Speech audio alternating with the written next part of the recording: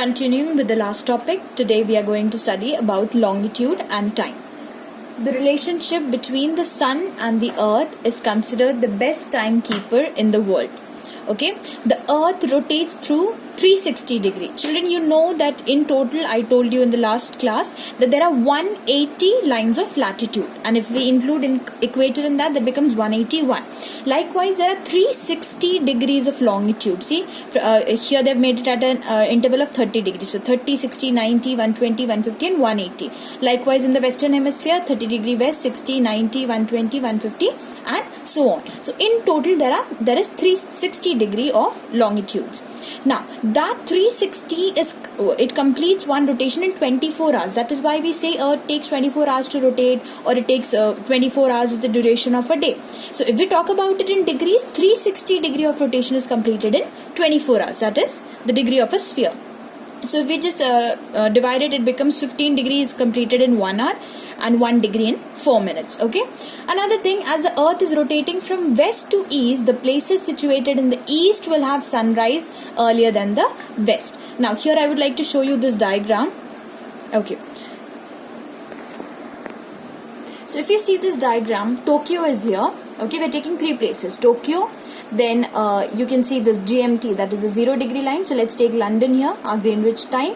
Then let's take Mexico City here. Okay, so since the earth is rotating from west to the east, so it appears that let's suppose the sun is coming from this side. So obviously Tokyo will receive the sunrise first, and when for example if it is 7 a.m. in Tokyo, all these regions are still in dark because they haven't seen the sunlight. Now as the earth keeps on rotating, this portion of the earth comes in front of the sun. So that means now they are also getting the daylight. So by the time these regions are getting the daylight, for example India is here, by the time India is getting the daylight, probably Tokyo is in the afternoon by that time. But still the regions to the west are still in the dark. So that is what we are saying, that the places from the east, they are the ones to receive the sunlight first, and as we keep on moving, the places in the west also receive the sunlight. Tokyo, for the same reason, is also known by the name the land of the rising sun. Okay. Now next thing, local time. Local time is defined. It is the easiest way to calculate time is when the sun is right in front of the particular longitude. The time according to the longitude of a place is the local time of that place. Now, I've just made a very simple diagram here. I've taken the outline map of India, and you know that India has it's a vast country, so there are many lines of longitude. If it is made at a 1 degree interval, there will be many lines of longitude passing through this country, and each of the longitude will have its different time. Suppose this is the east, so the Arunachal Pradesh region, they'll receive the sunlight probably at 7 here. Okay, and by the time it comes here, it is 7 here, this one is ahead, so this becomes 9 o'clock. So likewise, that means each of the longitude, if we start deciding the time of the place according to particular longitude, that time is known as the local time. Okay, but the problem is it is one single country. If every state is going to take its own longitude to calculate the time, there will be great confusion, isn't it? And especially even on an international level, there are so many international flights and all, so there's going to be a big confusion with regard to the time. So that is why this local time, this is the disadvantage of following the local time, that there is going to be, see, I've written it here, the smooth functioning of railways, airways and other means of transport will be disrupted. So that is a problem if you follow the local time. Okay, so in order to overcome this disadvantage, we come up with the concept of standard time. So like in this case, Arunachal, and let's take the case of any region here, this region, or Madhya Pradesh, let's take it as a 72 degree east.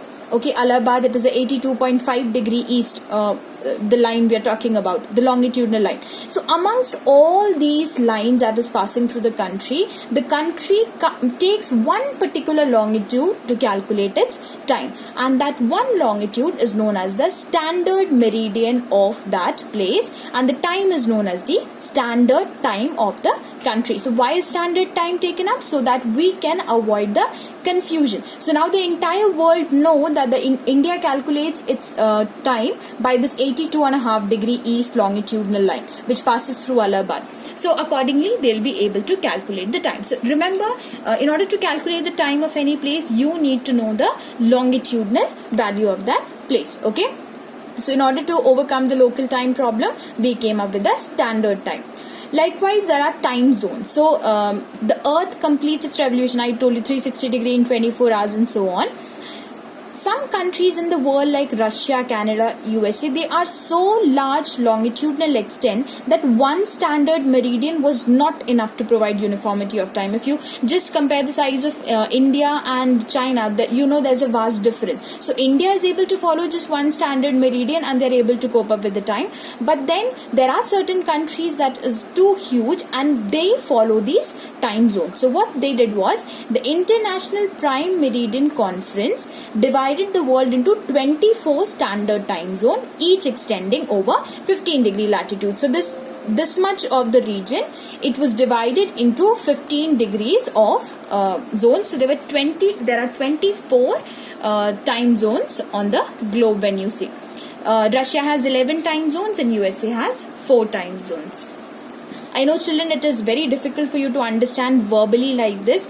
The only suggestion that I can give you is you just go to the YouTube. There are very many useful videos in there. So if you can just find some time and go through them, it'll be easy for you to understand. Because for all these things, you need to visualize a globe in front of you. Only then you'll be able to understand this degree values and all. So that's my suggestion, children. Along with reading the text from here, do follow it visually as well. Okay. Now, this was the diagram I showed you earlier. Now, there's this topic known as the international dateline. What is the international dateline? Now, this all began when Ferdinand Magellan, a Portuguese sailor, he started circumnavigating the world. That means he decided to go around the world. Okay, and by the time they returned, they were keeping a very close watch of the date. So they thought that they came back to the probably they started here, so they went around the world and they came back to the same place. So they thought it is the 5th September, but actually the calendar said that it is the date is the 6th September. So there was some confusion there. The confusion here is, children, this 0 degree is a semicircle. We discussed it in the last class, and just behind that is the 180 degree line. Now if you go from this side, 105, 120, 135, 165 degree east, and if you go from here, this becomes a 180 degree east line. Okay, and if you go from the western hemisphere, that same becomes a 180 degree west. So basically there's only one 180 degree. If you go from the east, you call it the 180 degree east. If you go from the west, you call it the 180 degree west line. Okay, the problem is all these places are ahead of GMT. The eastern places, they are ahead of GMT, and these places are behind GMT. The problem was that this one particular line that is falling right at the center, how can it have two different time? That is what it is shown here as well. That this 180 degree east, I have shown it as a line here. So 180 degree east, they are having 21st March Tuesday 6 a.m. at the time. Okay, and 12 hours, the 0 degree, they are having 20th March Monday 6 p.m. as the time. And the west line, I told you east and west, they are the same thing. It's just one single line, but they are having a time of 20th March Monday 6 a.m. So just see, it is 24 hours of time difference. 21st March, 20th, time is the same, the day has changed, one day has changed. So the thing is, so the problem that everyone came across was, how can one single line have two different time? So they came up with this theory in the International Prime Meridian Conference. They fixed the 180 degree line as your international date line. Okay, and they said that if the person crosses from the eastern to the western hemisphere, if they cross from the east to the western hemisphere, probably you're taking a flight, okay, and going from one region here to this region, that means if they cross from east to west, he will repeat the day. Okay, the person will repeat the same day. If he's going on the 6th, he'll not go to the 7th, he will again be on the 6th day, or 6th, the date will remain the same.